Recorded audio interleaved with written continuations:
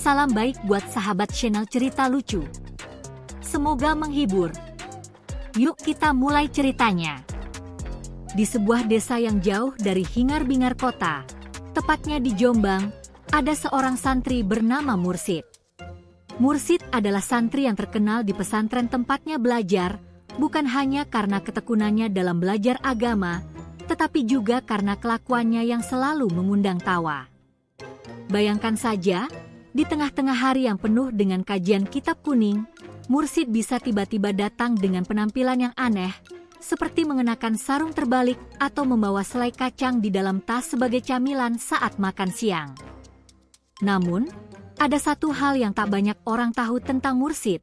Dia juga sedang kuliah di sebuah universitas di kota terdekat. Ya, dia adalah santri sekaligus mahasiswa yang menjalani dua dunia yang sangat berbeda, dan dia melakukannya dengan cara yang sangat khas, penuh warna, dan tentu saja penuh kekonyolan. Hari pertama kuliah. Mursid baru saja memasuki dunia kuliah.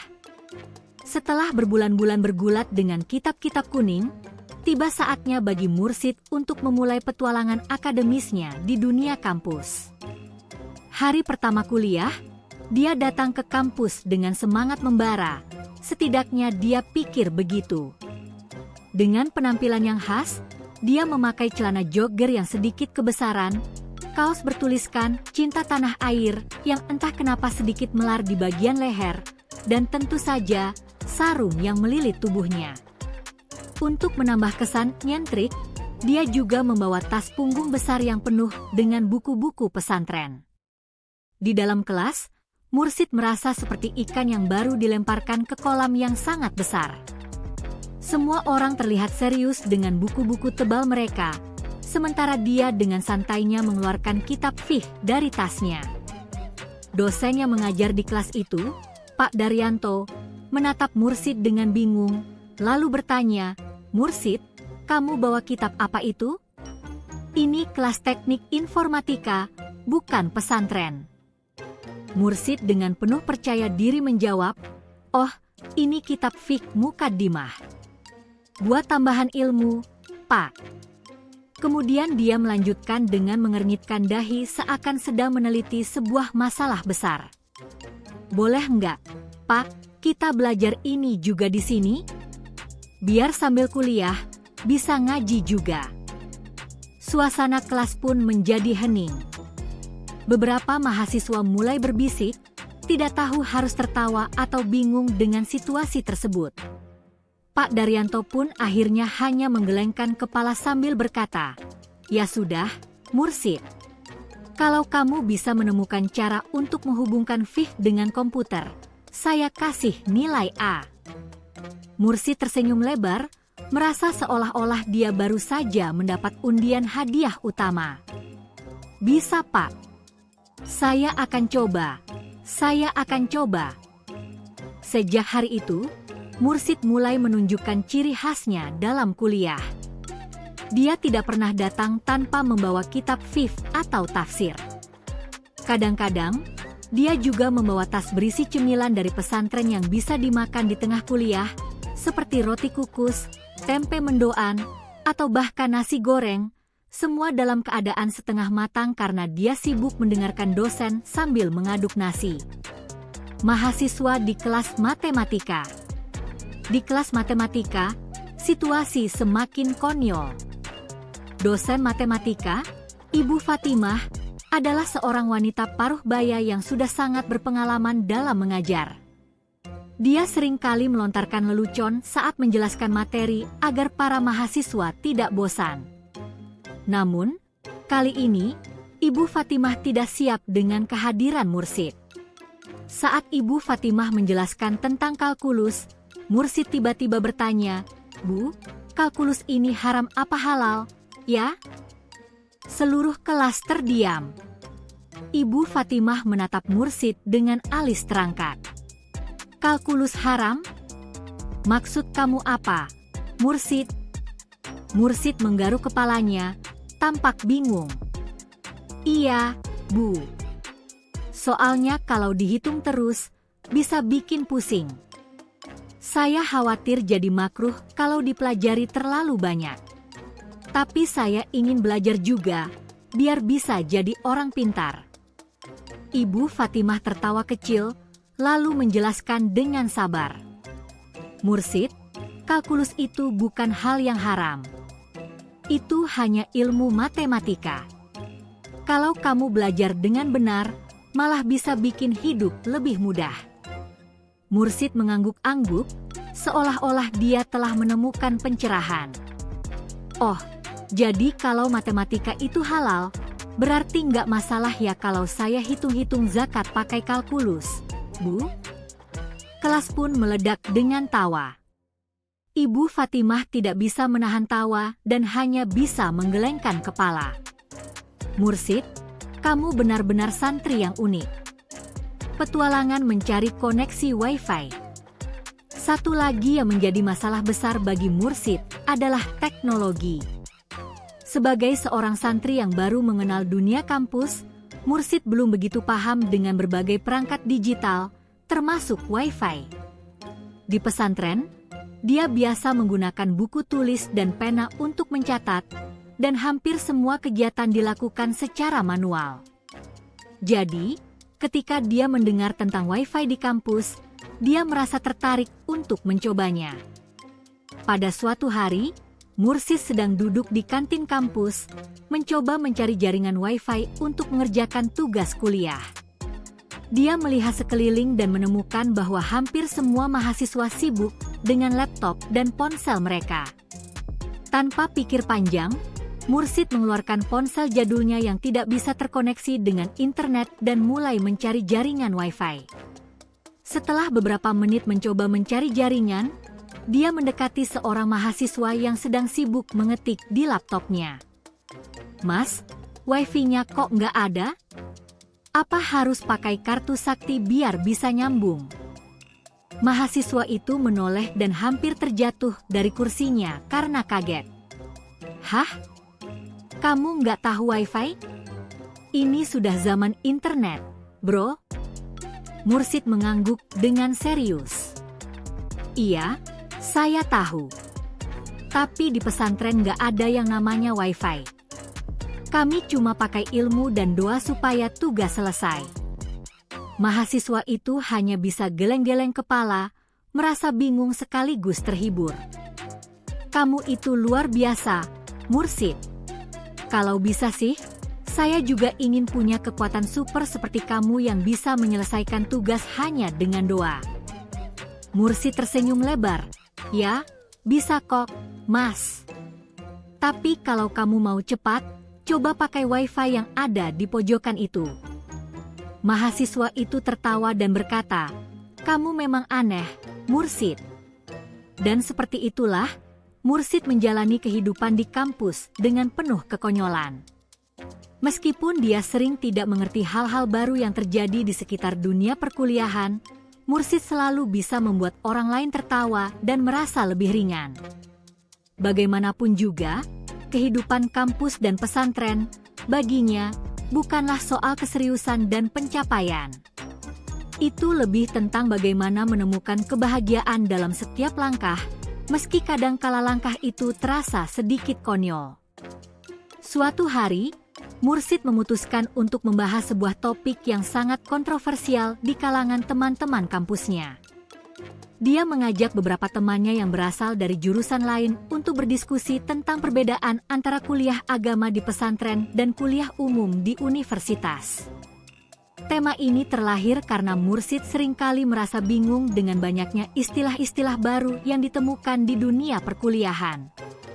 Teman-teman, kuliah umum itu nggak ada kaitannya dengan akhirat, ya?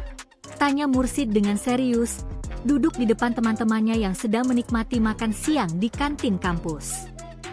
Ya jelas, lah, jawab Andi, mahasiswa teknik mesin yang terkenal dengan logikanya yang tajam. Kuliah itu kan lebih ke kehidupan dunia, buat mengejar karir, pekerjaan, dan segala hal tentang teknologi. Mursid mengangguk-angguk, lalu menjawab dengan semangat. Oh, gitu ya. Tapi, kalau kuliah agama, Setiap jawaban pasti ada kaitannya dengan akhirat.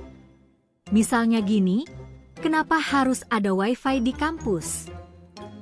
Jawabannya pasti ada di kitab, karena wifi itu adalah salah satu alat untuk menuntut ilmu. Teman-temannya yang lain tersenyum bingung, mencoba mencerna kata-kata Mursid. Andi yang paling logis pun tak bisa menahan tawa. Mursid, kamu itu punya cara unik banget dalam melihat dunia. Aku nggak tahu, sih, apakah ini cara yang tepat buat kuliah atau tidak. Apa bedanya, Mas? Tanya Mursid polos. Di pesantren, semua ilmu itu ada yang mengarah ke Allah, jadi harus dijalani dengan ikhlas, sedangkan di sini, kita juga harus belajar dengan niat yang baik, supaya jadi orang berguna, kan?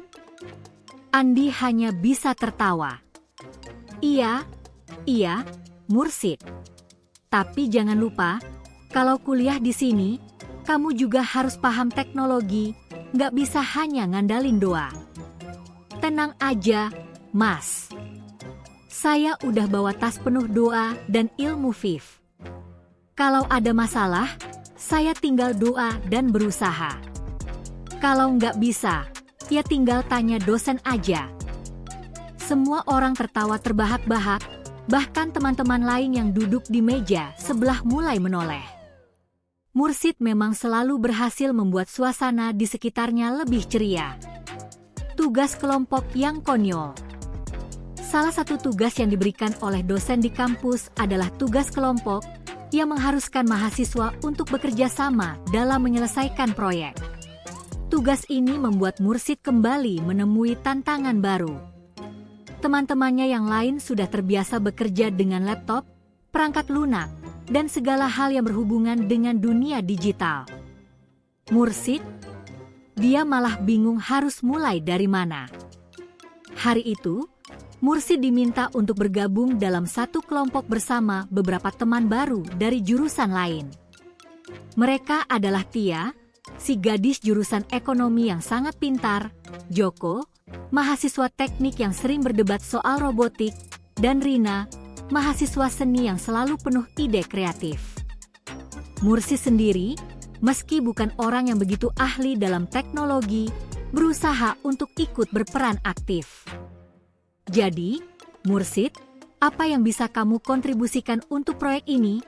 Tanya Tia, yang sangat terorganisir dan penuh rencana. Mursid yang merasa bingung akhirnya memberikan jawaban yang paling jujur, saya ahli dalam mengatur doa, jadi kalau kita mengalami kesulitan, saya akan mendoakan agar tugas ini berjalan lancar. Rina yang sering berpikir kreatif itu langsung merespon, wah, ide bagus. Bisa jadi itu bagian dari konsep kita, loh. Doa dalam bekerja, gitu. Tapi, gimana kalau kita butuh lebih dari doa? Misalnya, laptop atau aplikasi buat bikin laporan? Mursid mengangkat tangan dengan semangat. Saya punya aplikasi. Namanya Kitab FIF, bisa dipakai untuk menghitung zakat, memperkirakan arah kiblat, dan lainnya. Tapi soal laporan tugas, saya masih agak bingung. Joko yang lebih serius menjelaskan, Mursid, kamu nggak bisa cuma mengandalkan doa dan aplikasi FIF. Kita perlu alat yang praktis, kayak Google Docs, Microsoft Word, dan software lainnya. Kamu tahu kan? Mursid berpikir sejenak, lalu tersenyum dan berkata, oh, Google Docs. Itu pasti alat yang bisa diandalkan, ya? Kayaknya saya pernah dengar itu dari teman di pesantren, katanya bisa membuat laporan tanpa harus tulis tangan. Akhirnya, kelompok itu pun sepakat untuk melanjutkan tugas mereka menggunakan perangkat digital yang tersedia. Mursid berusaha mengikutinya dengan semangat, meskipun sering tertinggal dalam hal teknis. Kadang-kadang dia menulis di Google Docs menggunakan gaya menulis kitab kuning, atau bahkan menambahkan doa-doa di bagian bawah setiap paragraf laporan mereka. Hal itu membuat teman-temannya geleng-geleng kepala, Tapi mereka mulai terbiasa dengan cara mursid yang aneh namun penuh dengan kebaikan. Pokoknya, mursid, kata Tia sambil tertawa, kita harus merjain tugas ini dengan cara yang serius. Kalau kita butuh doa, itu biar kita lakukan sendiri di rumah. Mursid mengangguk dan berkata dengan serius, ya, insya Allah, saya akan serius. Tapi saya tetap doakan supaya tugas ini sukses. Wisuda dan pembelajaran yang tak terlupakan. Setelah beberapa semester berlalu, mursid akhirnya memasuki tahap akhir kuliahnya. Ketika saat wisuda tiba, suasana di kampus menjadi begitu berkesan. Mursid yang sudah dikenal sebagai santri yang konyol itu, tak pernah melupakan pesantren yang telah membentuknya. Pada hari wisuda, dia datang mengenakan jas wisuda lengkap dengan sarung dan peci. Sebuah pemandangan yang tentu saja mengundang tawa bagi para teman-temannya yang lain. Mursid pun menyapa teman-teman sekelasnya dengan penuh semangat, mengingatkan mereka bahwa di balik dunia yang penuh teknologi ini, ada kebaikan yang bisa didapatkan dari ilmu agama yang terus dipelajari. Selamat ya, teman-teman, kata mursid sambil tersenyum lebar. Semoga kita semua sukses dunia dan akhirat. Jangan lupa, kalau ada yang butuh doa, tinggal hubungi saya. Semua orang tertawa, meskipun ada rasa haru di hati mereka. Mursid memang orang yang konyol, tapi dia selalu berhasil membuat dunia yang begitu rumit ini menjadi sedikit lebih ringan. Teman-temannya mulai menyadari bahwa meskipun mursid tidak selalu mengikuti cara mereka dalam belajar, dia memiliki cara yang unik untuk menjalani hidup. Dengan doa, dengan ketekunan, dan tentu saja dengan sedikit kelucuan. Dan begitulah, mursid, santri Jombang yang sambil kuliah, berhasil menyelesaikan pendidikan tingginya.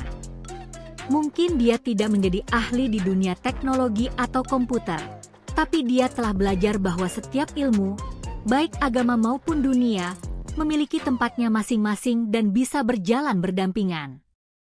Seperti halnya kuliah dan pesantren, keduanya mengajarkan pentingnya keseimbangan, kebahagiaan, dan tentu saja sedikit tawa di setiap langkah.